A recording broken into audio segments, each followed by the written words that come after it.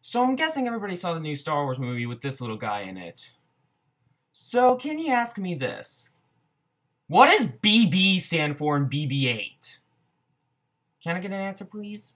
What is up, guys? It's Mega Man Chief Fan here. Welcome back to another video. Today we're going to be doing a book haul. I know I've been doing a lot of book hauls, and it seems like, oh, this kid's spoiled. He gets so many books, and you're absolutely right. I am spoiled, but I will promise you this: I paid every bit of this with my own money. So yeah, I'm excited. So why not just dilly-dally any longer? Let's get into the books.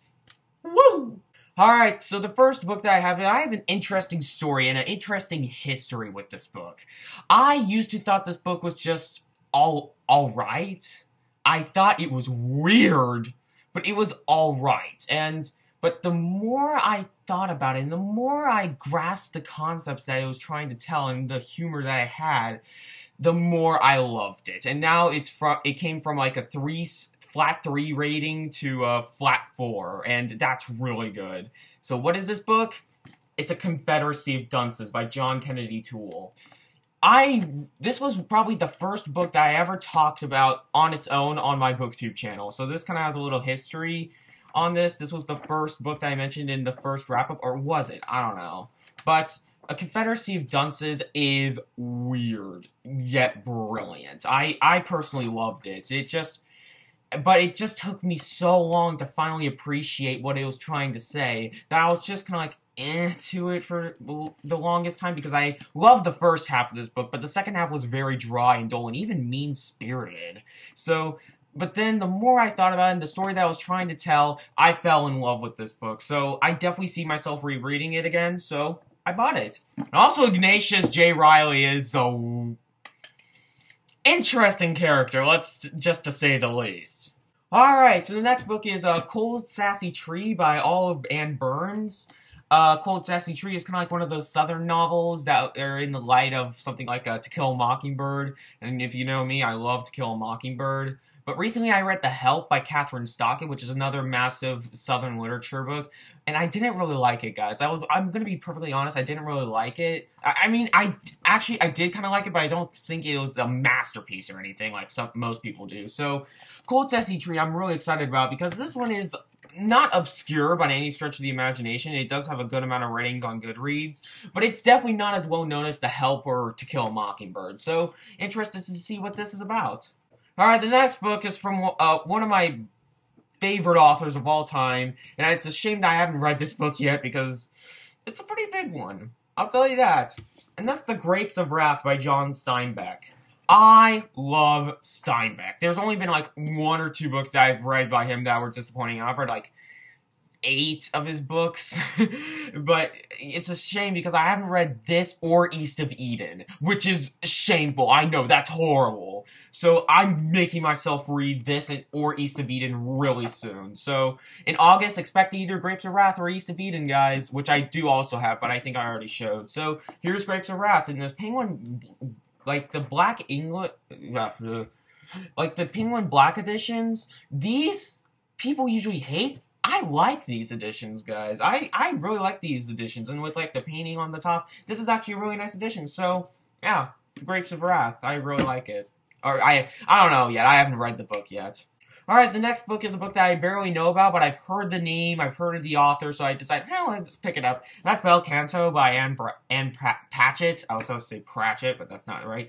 Bel Canto, I think it's about like an opera house or something, and it's like one of those like social novels, like one of those like novels that are based on the characters interacting with each other. So I'm excited to see what this is about, because it does seem like something up my alley, but I literally have nothing else to say, so I'll end it there. The next book is a book I already read, and you guys probably know what it is. Actually, no. But it's Never Let Me Go by Kazuo Ishiguro.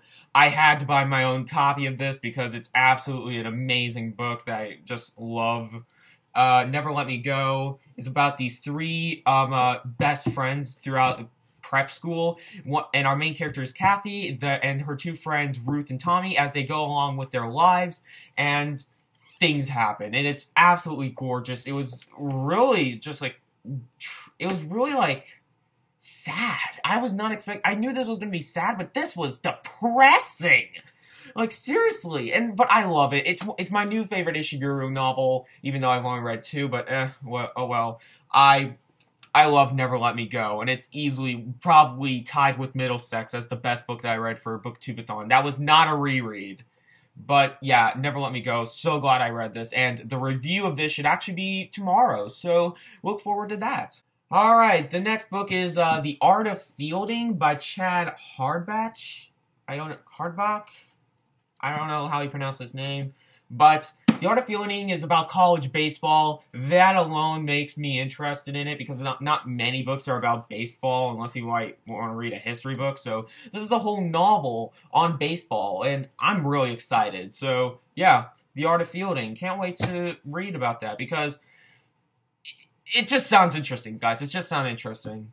Alright, the next book is a book that I know nothing about, but I've heard the name a few times, and I've heard of this author. So it's Snow Falling on Cedars by David Gutterson. Literally no idea what this is about, so I'm just going to leave it here. And let me just say this right here, right now. Vintage makes the best books ever. They just do. I love Penguin, don't get me wrong, but vintage books just have this charm to them, and it's just...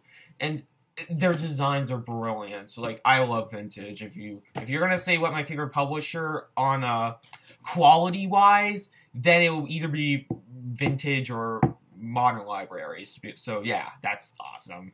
Alright, the next book is the Iliad by Homer. And if you could probably see, I started it, but I quickly set it down because I'm not gonna lie, I'm not really enjoying this, guys. It just seems like, it is the pioneer of historical fiction. And my god, does it read like a pioneer. I love the Odyssey, don't get me wrong, but the Iliad just isn't much for me so far. So, yeah, I don't know if I'm gonna ever finish this. I probably will because it's like a staple in literature, but the Iliad is just not my thing from what I've read.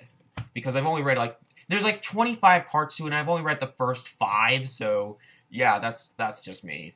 Alright, the next book is by an author who is really critically acclaimed, but this is one of his lesser-known novels, and that's England, England by Julian Barnes. Julian Barnes is most known for The Sense of an Ending, which won the Man Booker Prize, but I found this in legit a box. It's just a box that my dad had, and he like, hey, here's a free book, and I'm like, oh, this is nice, what is it about? And then I saw the name Julian Barnes, and I got excited. So, I have no idea what this is about. I think it's like a utopian version of England, but yeah, England, not the best ratings on Goodreads, but still, it's enough for me to say that I will read this.